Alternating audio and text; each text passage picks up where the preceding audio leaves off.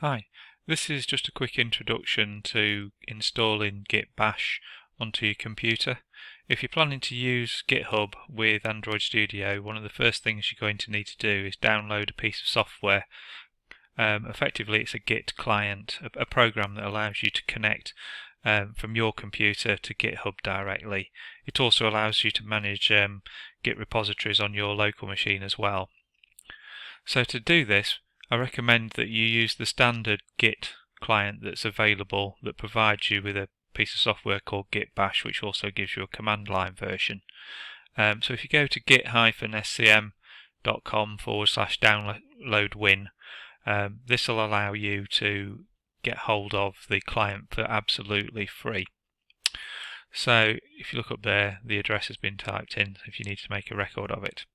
So at that point, the next stage is to click on the 64-bit Git for Windows setup if you've got a 64-bit computer setup of Windows, or 32-bit otherwise. So most standard installations these days are 64-bit. What that will do is it'll download an executable file which will go into your downloads folder, literally open it and run it. At that point it will just go through a straight configuration. There aren't really options to set as such. It might ask you to do some experimental stuff. Just let it go through and take the standard options. It'll be absolutely fine. I'm not going to sit here and go through that whole step by step because I think you can just manage that as competent computer users anyway. But at the end of it, what will happen is you'll also get an icon installed on your desktop which we'll call Git Bash. Effectively, this is a command line interface to using Git. The reason it's got Bash written on the end is simply because it uses the Bash shell to allow you to type commands in. It's an emulation. It will run on a Windows PC or a Linux system, virtually the same, and the same for Mac. So before you actually use Git in Android Studio, the first thing you have to do is actually just configure some global options. They're only very simple, but if you don't create these steps, what will happen is Android Studio will allow you to get connected to GitHub. It'll allow you to start a project, but as soon as you try and communicate with GitHub, it will immediately tell you need to type in a couple of commands. So if I just start Git Bash, and because I'm particularly lazy with this, I've already typed the commands in just for speed.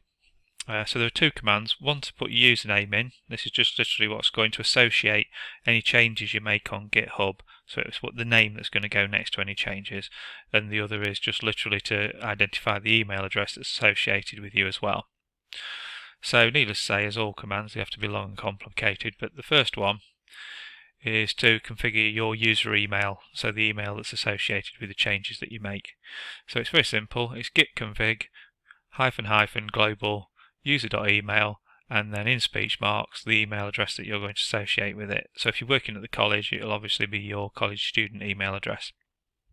Pressing enter on that will accept that configuration. It'll mean that any repositories that you then create or transfer up to GitHub will automatically be assigned with you as with your email as being the default.